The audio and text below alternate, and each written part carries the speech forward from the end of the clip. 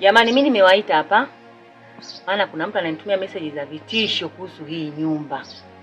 Japo mimi sijui huyo mtu ni nani kati yenu. Mimi ninachowasikitikia ndugu zangu ni hivyo mnavyong'ang'ania tuiuze hii nyumba. Nyumba hii wametuachia wazazi wetu. Na nyumba hii ni ukumbusho wa wazazi wetu. Leo hii tukisema tuiuze tutakuwa wageni wa nani? Nilichokuwa nakiwaza mimi, ninachowaza mimi na ujinga wangu moyoni mwangu, nilikuwa nasema hii nyumba tusiiuze.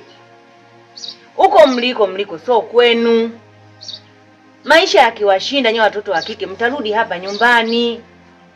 Mtoto wa kiume naye maisha yakimshinda atarudi hapa nyumbani. Hii nyumba tusiiuze jamani. Mimi mwenzenu kiukweli siko tayari hii nyumba iuzwe. Mimi naona bora iuzwe. Au mnasemaje ndugu zangu? Kwa sababu sisi hatufaidiki kwa chochote. Yeye ndo anayefaidika, yeye pamoja na familia zake.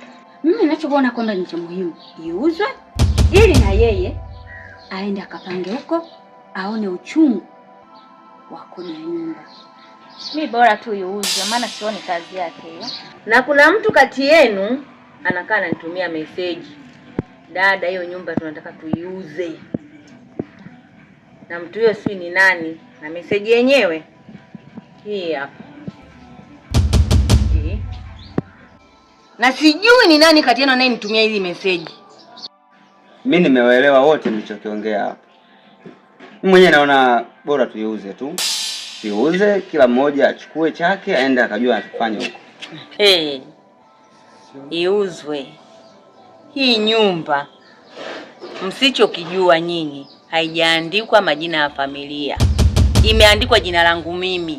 Nilikuwa sipendi tu kuwarusha roho. Kana nawaambia nyumba yangu na nilikuwa sitaki kujipandisha kwa ajili nyinyi ni wadogo zangu. Sasa mimi sasa nyenye ndo mmeanza. Ndio leo nawaambia kwa nyumba hii imeandikwa jina langu na haiuzwi.